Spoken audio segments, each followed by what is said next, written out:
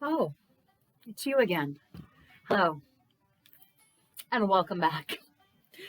So in today's video, which actually, after I just filmed the last one, which I stopped because my computer was dying, I lost power in my actual house. It is freezing today, hence the scarf, and my heat was off, which was bad enough. But then I went to put my computer back on, and it wasn't turning on.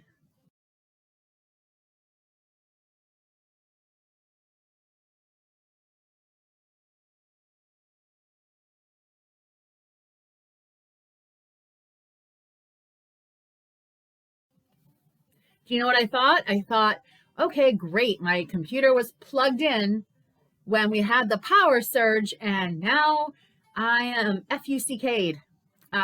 Yeah. But thankfully, after a mild, incident, we're back. We're good. We're on a roll today. So, to the point. Hi. Oh, we meet again. Lovely. Life is interesting, isn't it? And today, I'm drinking cinnamon tea out of my favorite mug, and I'm going to be discussing this amazing book, Big Magic, Creative Living Beyond Fear by Elizabeth Gilbert.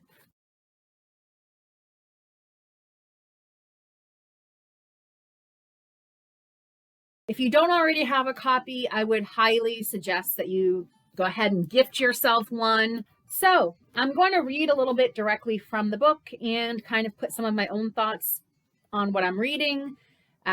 Obviously, I won't be reading the entire book, just some of the parts that I have highlighted that I thought you might enjoy.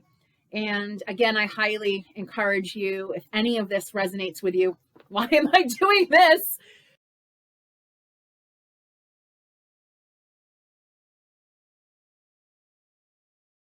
If any of this resonates with you, I would highly suggest go ahead and purchase yourself a copy. So, as YouTube folk like to say, without further ado, let's get into it. This right here in the beginning, on page 7, I love this. It says, and I'm just quoting part of it, do you have the courage? Do you have the courage to bring forth this work? The treasures that are hidden inside you are hoping you will say yes. And that's the thing. My dogs never want to go in and out more than when I am trying to do something like this.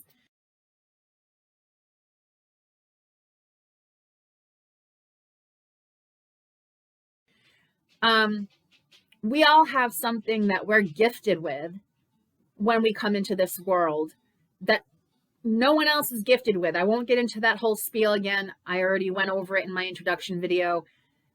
But the point is, you have something unique that only you have to offer to the world, to yourself, to bring into creation.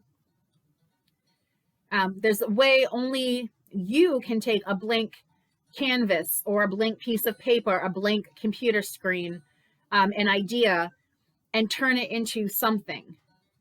The question is not can you, it's will you.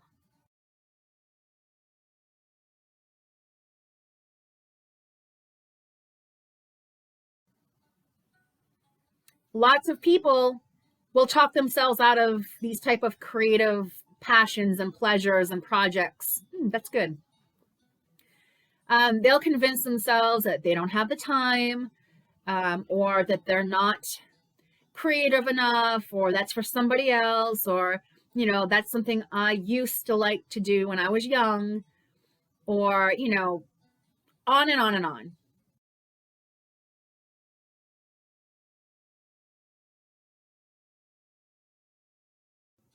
And unfortunately, we don't get to see what those people would produce if they took the time, if they put a little time aside, if they decided, yes, I can actually, even if it's just 5 minutes today, put 5 minutes of my time into creating something, to working on something that I enjoy.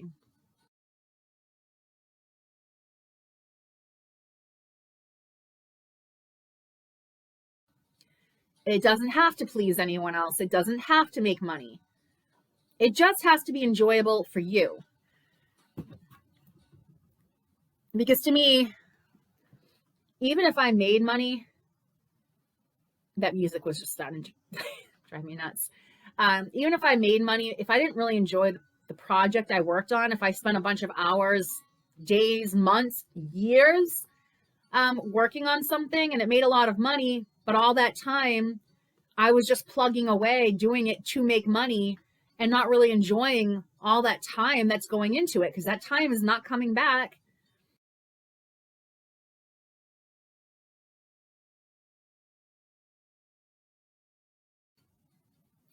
To me, it's important that if I'm doing something that's going to take a significant amount of my time, say like writing a book or painting a painting, choreographing a dance, I want to enjoy it first and foremost.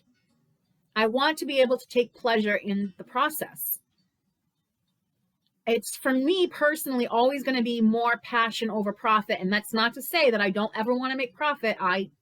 We all have bills to pay. There's nothing wrong with wanting to make profit. But for me, profit will never come before my pleasure and my passion.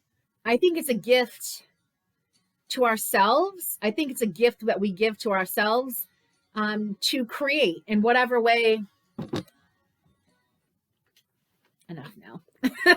In whatever way feels good for you.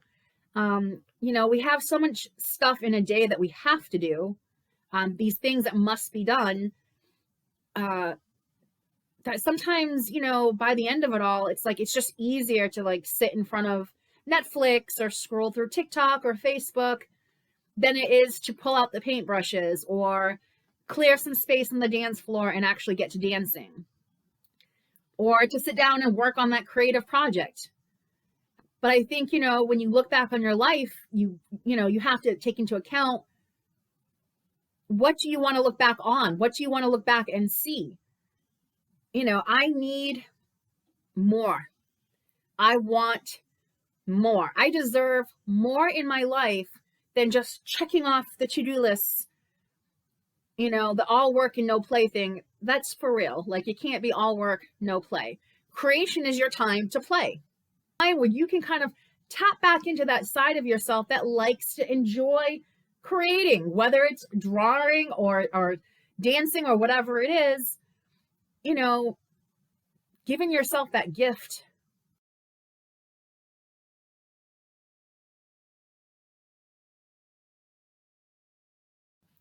Okay, so she says, Elizabeth Gilbert in Big Magic, I believe this is one of the oldest and most generous tricks the universe plays on us, both for its own amusement and ours. The universe buries strange jewels deep within us all and then stands back to see if we can find them. And that's the thing. If you're like thinking, well, I'm not good at painting, I'm not good at dancing, you know, this and that. Well, either keep at it until you get good, because not everyone who's good at it was just born good at it, or keep searching, keep trying new things to find, what do you feel good doing? What does spark your joy? What does spark your passion, your pleasure, you know, what satisfies you on a soul level?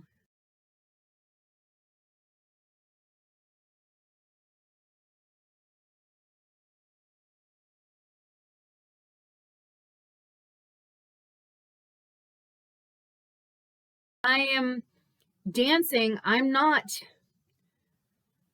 thinking this has to be as good as so-and-so, or this has to impress somebody. I'm just saying this is a space and a time I'm carving out for myself to do something that makes my soul happy. And if you don't believe in like souls and stuff like that, that's totally fine. What makes your heart happy? What makes you feel when you walk away from it like, I enjoyed that. I was in my zone for a little bit. That was interesting. That sparked my curiosity. So sometimes it does mean trying different things and trying different things different ways and with different people. Say, for instance, dancing. You might say, oh, I can't dance. Well, first, have you ever really made the effort to learn? That's number one. Number two, maybe, it's not that you can't or don't like to dance. Maybe it's that you haven't found a style of dance that you enjoy. There's so many different styles. Maybe I like this, but I don't like that. But you might have to try different styles. Also try different instructors. You might go to a dance class and think you hate dance because you actually don't like the instructor. And it's the same thing, say, with writing. It's not necessarily that you can't write or don't like to write. Maybe you've been trying to write fiction when really nonfiction, telling your life story or giving life lessons through stories is your thing. Or maybe you've been writing romance when really it's science fiction that would, pump you up, for lack of better words. So it is our responsibility, like, we are born with the gifts, but it is our responsibility to kind of dig around in there and find out what those gifts are and how we can best, put them to use, bring them to life, nurture them. And if you feel called to share them. The hunt to uncover those jewels, that's creative living. The courage to go on that hunt in the first place, that's what separates a mundane existence from a more enchanted one. I have such a long-winded way of saying things. She wraps it up beautifully. Yes. Okay. Yes, that's exactly it. The difference between just living a kind of mundane, same old life, and a life where you are curious about how to create things and how to, like, different ways to express yourself. What's more memorable, and I'm never going to say you shouldn't watch Netflix or have time to chill or relax. You absolutely need that. But what is more memorable to you? A night of painting with your family or your partner, or putting your favorite music on and painting with yourself, dancing, writing, fill in the blank, or just another night where you do whatever you normally do. I feel like creation is such an accessible thing for most people. Now, I can't say everyone, but for most people, if you're watching this, there's a very good chance you have access to things that will help you create. Whether that's a computer to write on, pen and paper, whether that's paintbrushes and paint, or the ability to access those things. For dance, what do you really need? You need some music and a little room to move.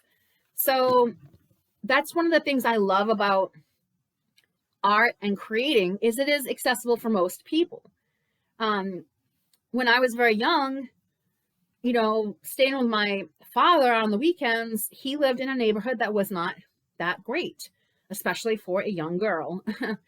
So I was in the house a lot. I spent a lot of time in the house reading, writing, and drawing. And, that really made a huge difference for me. It kept me out of trouble, and it gave me something worthwhile to pursue. And it didn't take much at all. My father didn't have a lot of money. So what did that really require? A book from the library, some pen and paper, and that was it. Yeah, that was it. A book from the library to read, pen and paper to draw and write, and that's it. The nice thing about creativity and art is it really, in my opinion, teaches you to be resourceful. We've seen people make beautiful artwork from mud, broken glass, recycled sneakers. And one line I love is where she says, I'm talking about living a life that is driven more strongly by curiosity than by fear.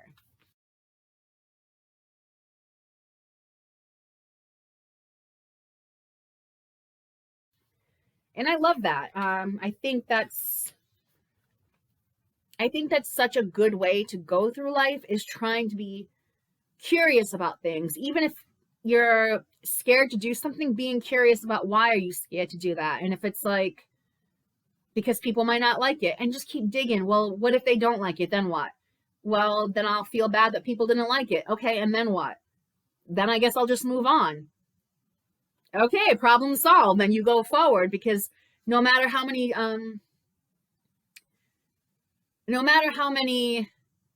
times you ask, okay, well, then what? The end result is not someone's going to DIE, no one's going to lose their livelihood, it's not going to be some major catastrophe, your life isn't going to go down the drain. Okay, well, if that's the case, then it's probably worth pursuing if it interests you.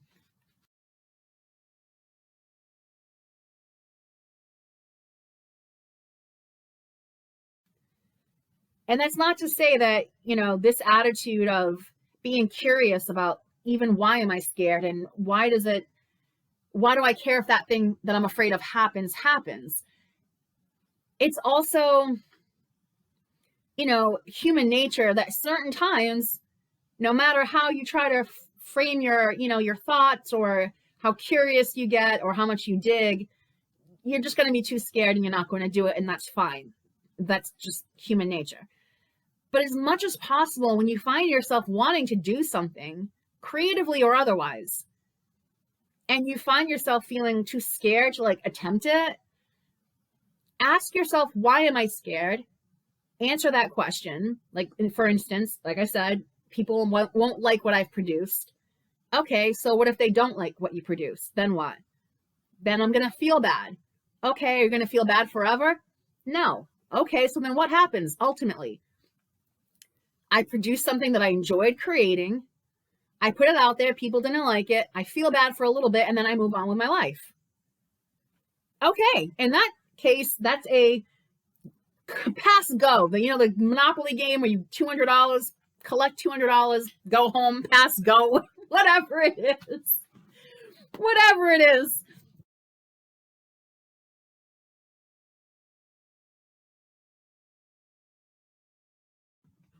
The point is, if ultimately the result of you doing the thing that you're scared to do is not going to end in absolute tragedy, then you probably should pursue it. So one story I enjoy in this book is where a friend of hers enjoys ice skating and decides to start going to the ice skating rink. I can't remember, it's every day, every week. And she has a regular job. She has things she has to do in her life. But I do believe it's every morning. Okay, so several mornings a week. She goes ice skating. Is she making money from ice skating? No. Is she ever going to be famous for ice skating? No. Will she ever be popular, rich, or get any kind of benefit outside of her pleasure from ice skating by going to the rink? No. But as it says here, she still does it because it's the best way for her to unfold a certain beauty and transcendence within her life that she can't seem to access in any other manner. And she would like to spend as much of her time in that state of transcendence while she is here on earth. That's all. That's it. This is why in one of the books I'm working on, I talk about how much I don't like the word fearless. It's unrealistic to expect people to go through life 24 hours a day, 7 days a week, any situation, and not feel any fear. So I really appreciated that she, instead of trying to give you this unrealistic BS about you're always going to be fearless, just put your mind to it and you'll be fearless. No, you won't. No, you won't. Unless you have some kind of psychological issue that doesn't allow you to tap into normal human emotions such as fear when it's warranted, you're going to feel fear. That's life. So the thing is, at some point you have to realize this emotion, yes, you can lessen it. You can do things to lessen fear. We can practice things so we get better at things so we're less fearful of doing that thing. We can practice mindset. That's great. But at the end of the day, it's a normal emotion that you're going to encounter probably for the rest of your life in one situation or another. And I like that she talks about, instead of trying to push it away, ignore it, act like it's not there, scream at it, I'm not afraid of you. We just acknowledge that this feeling is here. It's trying to protect us. That's what it comes down to. Your fear is just trying to protect you from a perceived threat. Whether that threat is real or not, if your mind perceives a threat, which could be a physical threat or a just being, oh my God, or just being, say, humiliated, your brain doesn't know really the difference. All it knows is it perceives a threat, and it is going to try to protect you by signaling, hey, this is scary. We got to be fearful. There's something to be fearful of. Watch out. And sometimes that fear is necessary. It is what helps us not just cross the street without looking, because we're afraid to get hit by a car if we do. That is good, right? That helps us stay alive. But then there's also the fear that says, you know, don't do that thing because it's not going to be good enough. And because it's not going to be good enough, people are going to hate it. And then you're going to feel like shit and it's just not worth it. That's the kind of fear, you know, you can try to ignore, you can try to pretend it's not there, all of that. But, you know, I like that she talks about saying, listen, I know the way she puts it is, we're in this car together. You're always going to be in this car with me, not every minute of every day, but for the rest of my life, at some point or another, you're going to be here. That's fine. You can ride in the car with me, but you can't take the wheel. So I like that she's like, you know what? I'm going to feel fear and do it anyway.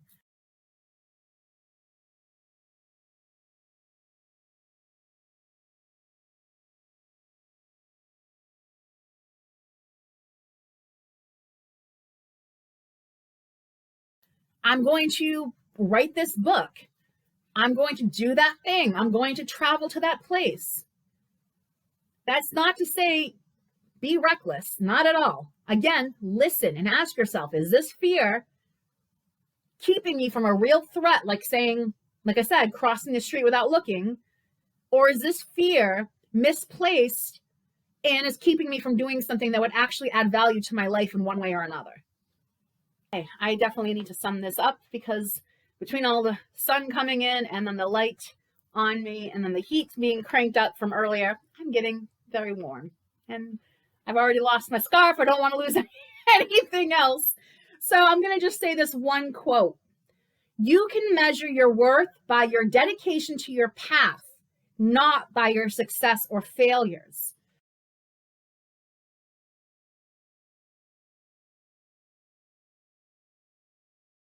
I love that. I'm going to scream.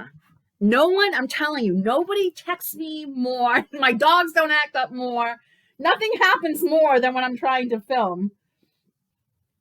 So I love that the way that's put is, it's not about the end result. So I love that she focuses on your path and how dedicated you are to your craft and your creation, to your passion. Not about, did it fly or flop? Did it fail or succeed? It's, did I show up? Did I put the work in? And if you can say yes, you have no reason to feel like a failure or not be proud of yourself. Do you know how many people talk about their dreams and the things they want to do? Even simple things like, I'd like to paint a painting on a Sunday afternoon, have a glass of wine or a cup of tea. Speaking of, but then they won't. If you show up and even try, you are already ahead of so many people who won't even show up, who won't even try. So if you're showing up and you're putting the time in, you're putting the work in, give yourself a big round of applause, a big pat on the back, a big smooch in the mirror. I don't care, whatever you want to do. If you're showing up and trying, you deserve credit. You don't need to shit on yourself because you showed up, tried, and the thing you tried didn't work out the way you thought it would. So go ahead, pat on the back, little hug for yourself.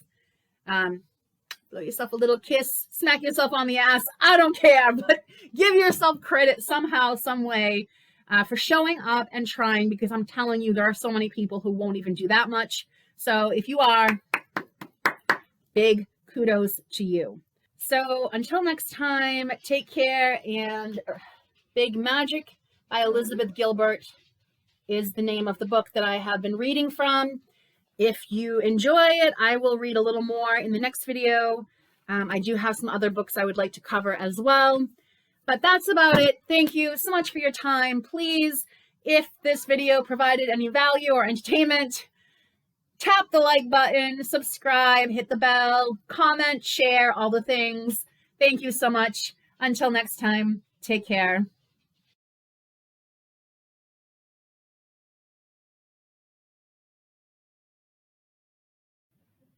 Oh, hey there. I was just... No.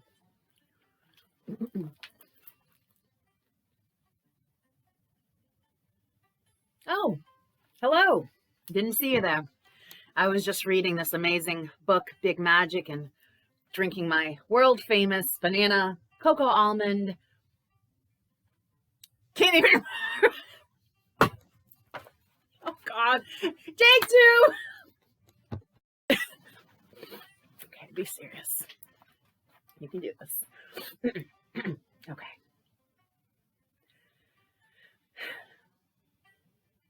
Oh, hello there. Didn't notice you. I was just drinking my... Didn't notice you. You are so forgettable. God. Oh, I should have got more sleep if I was going to do this. Let's try one more time. Take 99. Okay, this is the golden buzzer moment. Oh, hello there. Didn't see you. I was just drinking my world famous smoothie and drinking this, and now I'm drinking the book. Oh, why? Oh, this is going to be a long day if I can't even get through the first sentence. God, why didn't I just say, hey, everyone, I have got a book I want to talk about. Oh, no, I've got to do this whole spiel. Okay.